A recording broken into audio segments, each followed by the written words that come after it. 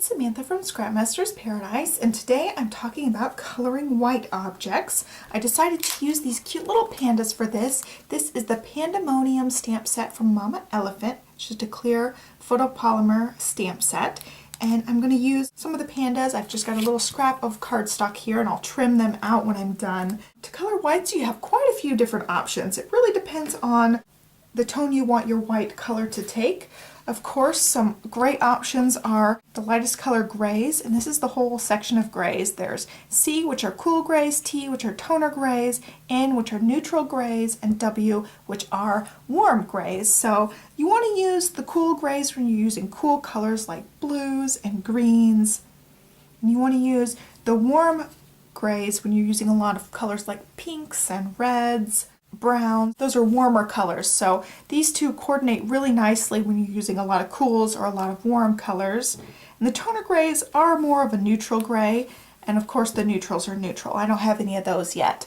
So you can use any of these top ones. They're 0, 0, or 0, or even the ones to bring in some of those tones.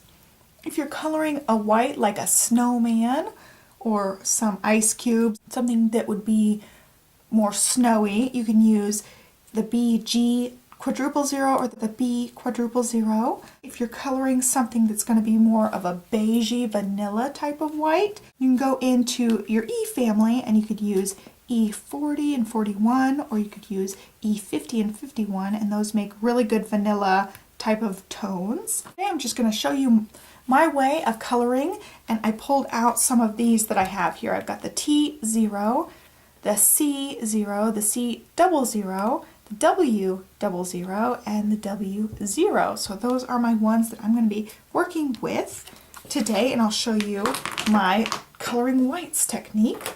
I'm going to go ahead and get these stamped on here.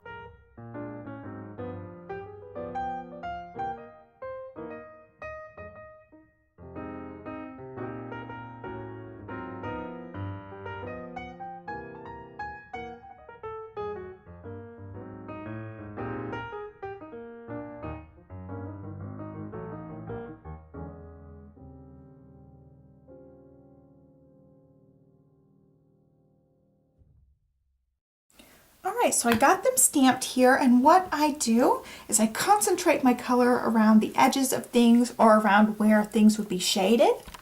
Zoom in a little bit more. So I would concentrate the color around the edges, and we're just making the appearance of shading. We're not going to be doing a lot of coloring for these whites actually. We're just going to try to create the appearance of white. So I'm really going to be leaving a lot of the area actually white, but we do want it to look like there's some shading. So I'm going to use the W's first for this guy right here. I've got W00 and W, and W is the lightest color, and I'm going to start with it. And I'm just going to be doing brush strokes around the edges, flicking inward. So my lighter part of my strokes is going to be towards the center of this image.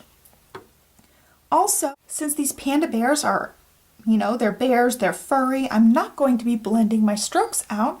If they're strokey and you see lots of streaks, that's okay. It'll have the appearance of fur texture. So I'm just going to go around the edges and add my shading. And this is really subtle, really light. Just a little bit of flicking. Like, just looking at it, I can hardly see where I've flicked because this color is super light. So there's that layer, and then the W0, I'm going to go in with even smaller flicks. Just around those edges.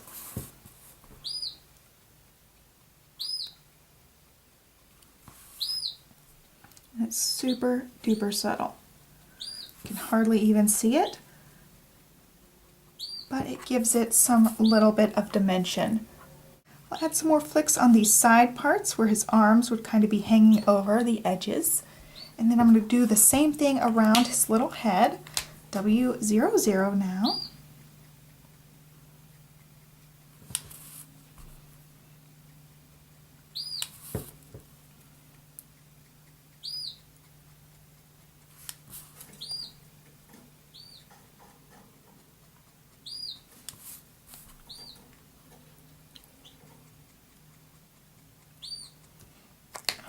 then the W0.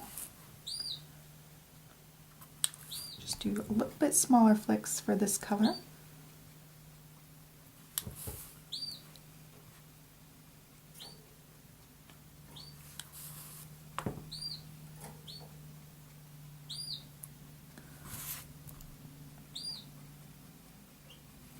And then under here, you would have more of the light being covered up. So I'm going to add a little bit more flicks there.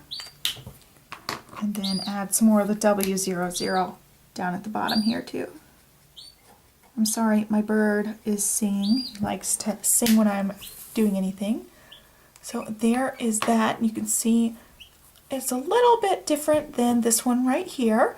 Just some subtle coloring. And that is it. It's super duper easy. I'm going to show you another quick technique that you can do for these. I've just got T0 here. If you don't want to do lots of flick strokes, you can just outline the edges in the color. It creates, oops. It creates the same sort of effect of that shading. I'm just going to outline all the little edges. It's not quite as subtle of a technique, but it still adds that shading to where you can tell that that's supposed to be a white area without looking super duper flat. So those are my two techniques. I really like the way that this looks really subtle and hardly noticeable, whereas this is a little bit more striking. So you can use either technique depending on what effect you're going for. So I hope that you guys enjoyed this. I'm going to speed up through this last one. I'll color him.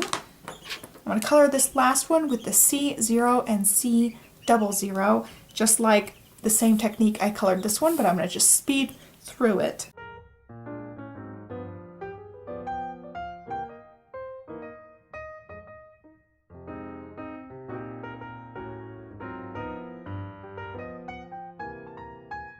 Alright, so there are my three different shades.